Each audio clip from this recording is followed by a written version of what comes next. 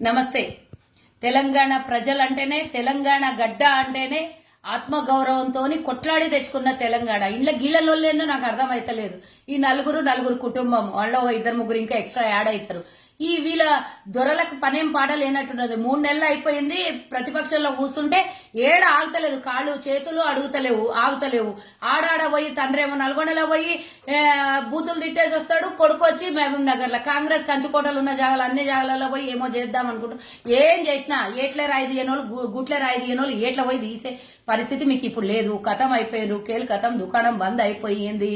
ఈ రోజు నేను చెప్తున్నా, నిన్న మహబూబ్ నగర్ లో మాట్లాడిన చాలా అడ్డిమార్ గుడ్డి దెబ్బతో గెలిచిన కాంగ్రెస్ పార్టీ ఏదో దారిలో ఇట్లా పోతుంటే గెలిపించుకున్నారట. గెలిపించుకోనికి నీలాగా నిన్న వచ్చిన పార్టీ కాదు, 138 ఏళ్ల చరిత్ర ఉన్న పార్టీ. ఇందులో ఈరోజు ముఖ్యమంత్రి రేవంత్ రెడ్డి గారు తెలంగాణలో అధికారంలోకి వచ్చినాక మీరిచ్చినట్ల మాటలు తప్పేవాళ్ళం కాము అని రుజువు చేసుకుంటూ మేము వస్తున్న 48 గంటల్లోనే 2 పథకాలను అమలు చేసినాం. రేపు పొద్దున ఇంకో 2 పథకాలను అమలు చేయబోతున్నాం. ఇవన్నీ కాంగ్రెస్ హయాంలోనే, కాంగ్రెస్ పార్టీ ద్వారానే సాధ్యమైతే అని ప్రజలు ఈ రోజు నమ్ముతున్నారు. ప్రజా పరిపాలన ఎట్లుంటుందో 10 ఏళ్ల తర్వాత మరోసారి కాంగ్రెస్ మార్కు చూపిస్తోంది. ఇకపోతే రేవంత్ రెడ్డి గారి గురించి మాట్లాడినావు. నీకు ఇక పని పాట లేదు, ఏం తీసుకుని కొట్టినా నీకు సరిపోదు అనుకుంటున్న కేటీఆర్. నువ్వు రేవంత్ రెడ్డి గారిని మాట్లాడేటప్పుడు ఆయన కాలు గోటికి కూడా పనికిరావు. చిప్పలు గడిగిన నువ్వెక్కడా? తెలంగాణలో కనీసం ఈ రోజు ప్రతి ఒక్క చట్టసభలో కూర్చొని ముఖ్యమంత్రి అయినటువంటి రేవంత్ రెడ్డి గారు ఎక్కడ ప్రజా పోరాటం చేసినటువంటి వ్యక్తి రేవంత్ రెడ్డి.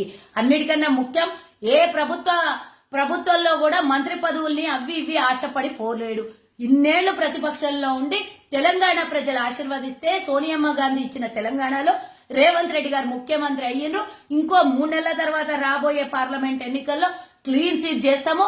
మీరు ఇక పూర్తిగా ఇప్పుడున్న కాస్తో కూస్తో అది కూడా పోతుంది. ఇజ్జత్ మిగుల్చుకోండి, ఇజ్జత్ బచాయించుకోండి అంటున్న కేటీఆర్ కి కొంచెం ఆడ ఈడ ఏమన్నా మిగిలిందంటే, ఏదన్నా అబద్దాలు చెప్పి మాటలు ఇచ్చేటటువంటి మీ కార్యకర్తల్ని కూడా మోసం చేస్తున్న మీకు నేను సమాధానం చెప్తున్నా. ఇంకోసారి మా జోలికి, మా పార్టీ జోలికి, మా ముఖ్యమంత్రి జోలికి వస్తే ఇక మీరు ఆ జిల్లాల నుంచి బయటికి వెళ్లరు. మా కాంగ్రెస్ అభిమానులు అన్నిటికన్నా ముఖ్యం, ఈ రోజు ప్రజాపాలన చేస్తున్న ప్రజలు ఏ జిల్లాకు పోతే ఆ జిల్లా నుంచి వెంటబడి తరిమి కొడతారని హెచ్చరిస్తున్నా.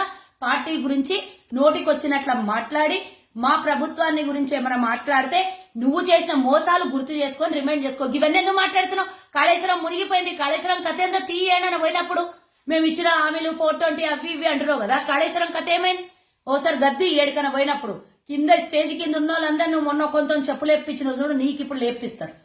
కింద నుంచి అందరు చెప్పు దెబ్బలు కొడతారు. మన 1,00,000 కోట్ల రూపాయలు చెమట పైసలన్నీ తీసుకొని పోయి కాళేశ్వరం భోజనం అని నిన్ను కొడతారు. కాబట్టి కాళేశ్వరం నోట్లకెళ్ళి మాట వస్తలేదు.